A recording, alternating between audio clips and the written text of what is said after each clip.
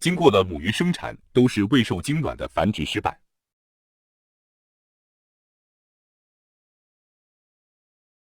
经过了30多条小鱼长大后，只有6条是断代体的尴尬。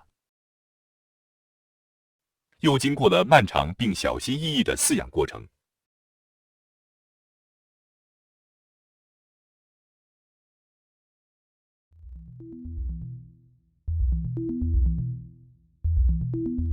开始养鸿运当头，断代大溪孔雀鱼时，分2次共买了7条鱼，其中3条公鱼，4条母鱼。4条母鱼中有2条次品鱼，一直没有成功生产。这个50的鱼缸里都是另外2条成功生产的母鱼的后代，以及它们后代的后代。大小不同，数量应该在150条左右。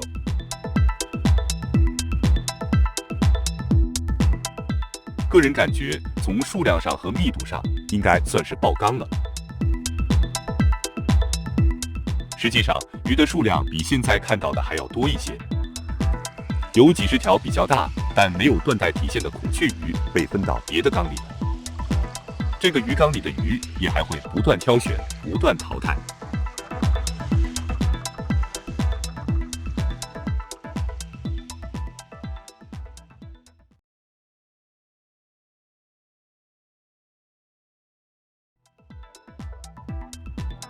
近距离能看到这里边有成鱼、亚成，甚至还有1个月左右的小鱼。不清楚是不是品种的原因，感觉上这些鱼生产时间较早，3个月多些就已经有生小鱼的了。所以爆缸的时间上比开始时想的要早了很多。最开始买的7条鱼，现在只有这1条母鱼存活，其余的都先后挂了。虽然这种情况在意料之中，却还是感觉很可惜。鱼多了以后很难统计，公母鱼的比例应该母鱼多一些。断代体的母鱼不论大小，数量至少有50条左右。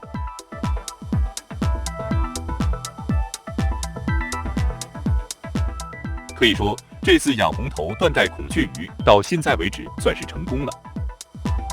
想要达到的效果都已实现，以后要做的就是不断的提纯，让这些鱼从数量上的多变成品质上的精。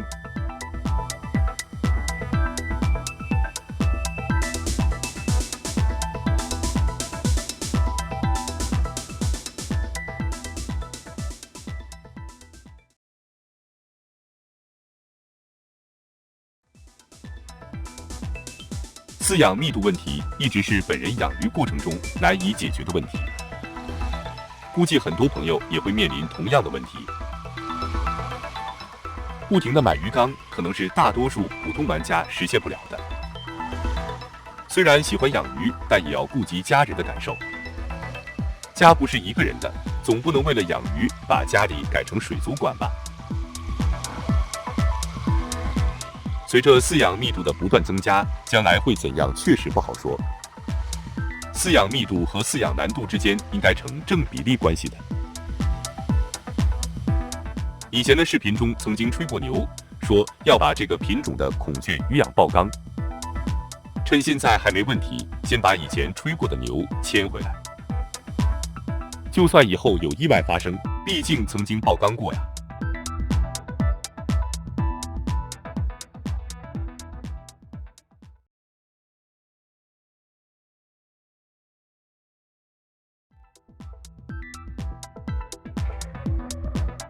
个人感觉养鱼爆缸只是一个说法，没必要太过认真。大约是形容繁殖出的鱼比较多，有些养不过来的意思吧。现在说把孔雀鱼养到爆缸，实际上是有一点点投机的，因为所说的是数量上的爆缸。如果这些鱼都是成年鱼，说爆缸会更有底气一些。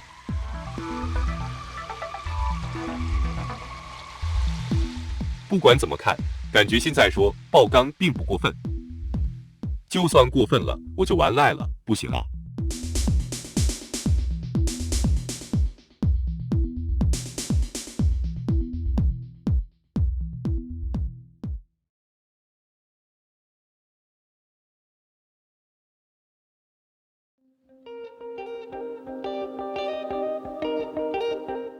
养鱼只是娱乐，没必要太过严肃。不过也不能胡说，既然说过200条，那一定要比200多。这是一个放小鱼的隔离盒，下面就让其余的小鱼登场吧。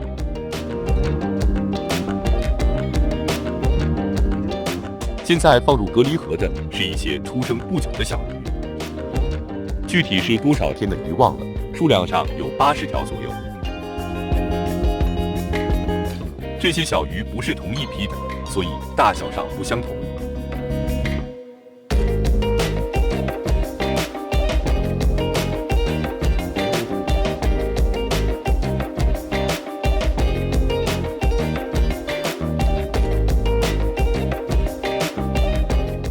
好了，现在这个鱼缸里的孔雀鱼数量已经超过200条了。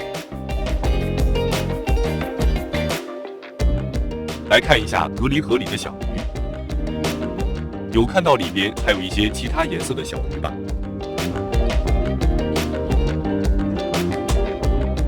这些是小的泰国斗鱼，它们长得比较慢，暂时养在这里。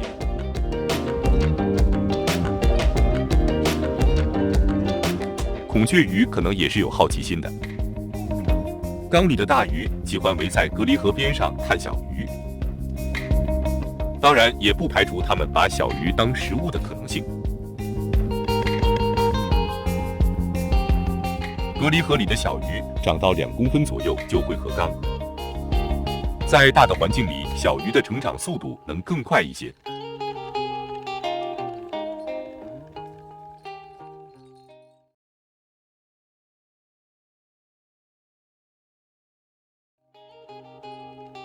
现在看到的是刚刚出生1天的小鱼，数量上有38条。因为它们出生的时间太短，即使大鱼缸里的水质没问题，最好也不要马上合缸。本人一般会在小鱼出生3天后再放入到大鱼缸的隔离盒，或者一直等它们长到2公分左右，直接和大鱼合缸养。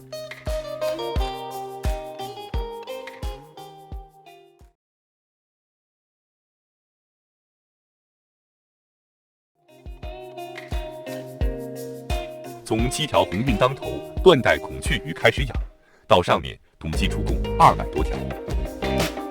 说一点成就感都没有，那是骗人的。不过养鱼有时是要运气的，或者只是因为这次的运气还不错。所谓的爆缸只是一个阶段，也可以当成说着玩。没人清楚明天将会怎样，养鱼没有终点。本期视频到这里就要结束了，如果感觉还行，请点个赞支持下。山高水长，天涯未远，咱们下次再见。